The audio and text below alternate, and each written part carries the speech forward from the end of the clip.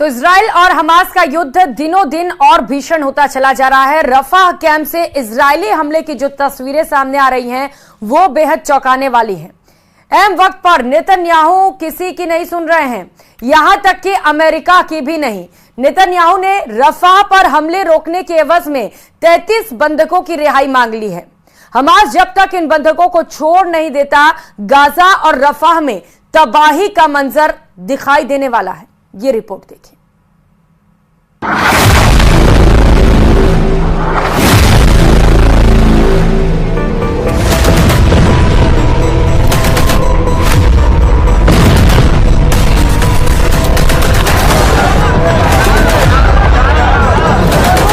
धुएं का उठता गुबार,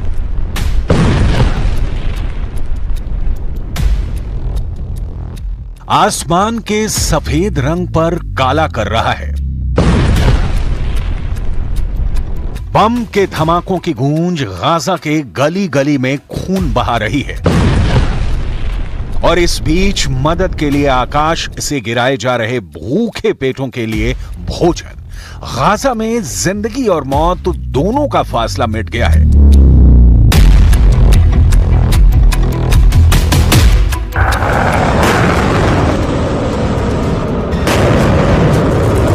इजरायल अपनी पूरी सामर्थ्य के साथ गाजा को रौंद रहा है। प्रचंड युद्ध के आगाज के बाद गाजा के निवासी सुकून का एक पल भी गिन गिन कर जी रहे हैं। पता नहीं कब बम का गोला गिरे और जान चली जाए। गाजा की सबसे लेटेस्ट रिपोर्ट आपको आगे दिखाएंगे। उसके पहले एक चौंका देने वाली रिपोर्ट जो बताती है कि गाजा की मिट्टी बारूद से नहा चुकी है। तबाही किस लेवल पर और कितनी हुई है, ये देखकर आप सन्न रह जाएंगे। गाजा की बर्बादी की इनसाइड स्टोरी जो पश्चिमी मीडिया में छप रही है, वो दिखाने से पहले इजरायल के प्रधानमंत्री बेंजामिन नेतन्याहू के लिए एक बुरी खबर आई है, वो देख लीजिए। बेंजामिन नेतन्याहू को डर है कि आईसीसी यानी इंटरनेशनल क्रिमिनल कोर्ट उनके खिलाफ अरेस्ट वारंट जारी कर सकता है। ये कार्रवाई गाजा में इजरायली एक्शन के मामले में हो सकती है। इसके लिए दक्षिण अफ्रीका समेत अन्य देशों ने याचिका दाखिल की है।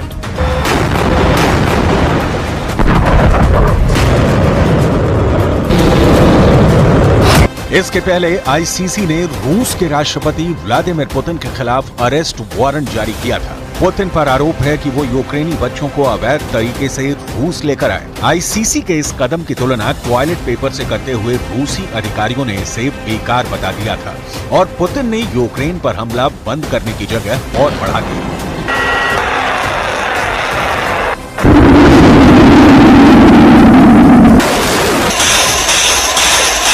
इंटरनेशनल क्रिमिनल कोर्ट की ताकत कितनी है? क्या आईसीसी पुतिन और नेतन्याहू जैसे नेताओं को गिरफ्तार कर सकता है? इसकी डिटेल आपको आगे दिखाएंगे, लेकिन उसके पहले नेतन्याहू के नए इरादे देख लीजिए। नेतन्याहू ने कहा है कि मेरे नेतृत्व में इजरायल अपनी आत्मरक्षा और अधिकार को कमजोर नहीं होने देगा। इंटरनेशनल क्रिमिनल कोर्ट के किसी भी प्रयास को हम कभी स्वीकार नहीं करेंगे। मध्य पूर्व एकमात्र लोकतंत्र और दुनिया के एकमात्र यहूदी देश के सैनिक और अधिकारियों को गिरफ्तार करने की धमकी अपमानजनक है। हम इसके आगे नहीं झुकेंगे। नरसंहार करने वाले आतंकवादियों के खिलाफ हमारी लड़ाई जारी रहेगी। हम अपनी रक्षा करना कभी बंद नहीं करेंगे।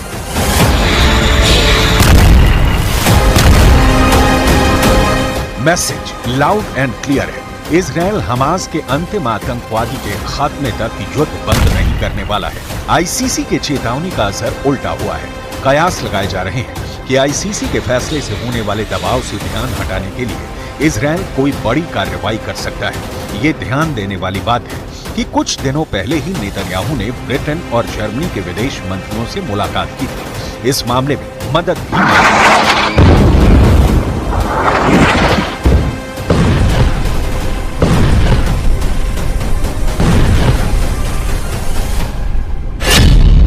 प्रधानमंत्री बेंजामिन नेतन्याहू ने मोसाद हेडक्वार्टर और दूसरी सुरक्षा एजेंसियों का दौरा भी किया है। मोसाद के अधिकारियों से कहा है कि हमारे अस्तित्व पर संकट है, इसलिए मतभेदों को भुलाना होगा।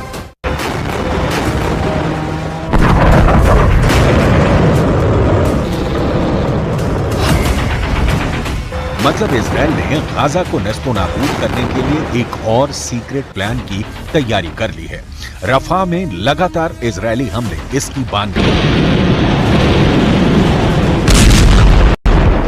इजरायली प्रधानमंत्री बेंजामिन नेतन्याहू पर इंटरनेशनल क्रिमिनल कोर्ट का कोई असर नहीं है, लिहाजा ये समझना बहुत जरूरी है कि क्या आईसीसी के पास ऐसी कोई ताकत नहीं है कि वो इजरायल के खिलाफ कार्रवाई कर सके।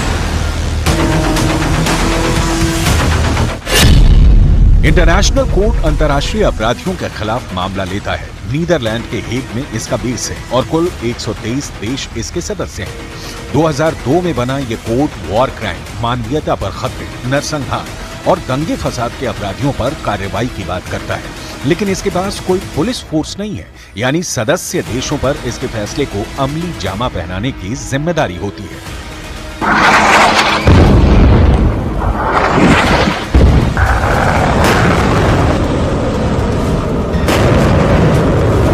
आईसीसी ने प्रक्रिया तो शुरू कर दी है, लेकिन यह लगभग असंभव है कि इंटरनेशनल कोर्ट नेतन्याहू पर हाथ डाल सके। अपने लगभग 24 साल के इतिहास में ऐसा कोई भी मामला नहीं जिसमें इसने किसी देश के नेता या ताकतवर शख्स के खिलाफ कार्रवाई की हो।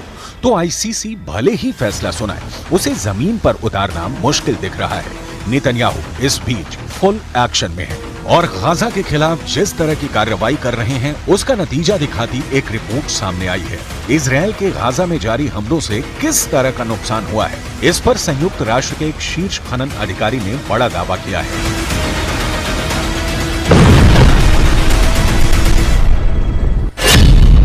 रिपोर्ट में कहा गया है कि गाजा में जारी युद्ध ने अब तक 37 मिलियन टन मलबा पैदा किया है। इस मलबे में बड़ी संख्या में बिना फटे बम शामिल हैं, जिनको हटाने में करीब 14 साल का समय लग सकता है। गाजा में प्रति वर्ग मीटर जमीन पर औसतन 300 किलो मलबा है। द गार्डियन की रिपोर्ट के मुताबिक गाजा में इस वक्त मलबे की जो स्थिति है उसे 100 ट्रकों के साथ हटाने। इस बुलेटिन में फिलहाल इतना ही। खबरों का सिलसिला जारी है, आप देखते रहिए न्यूज़ 18 राजस्थान। नमस्कार।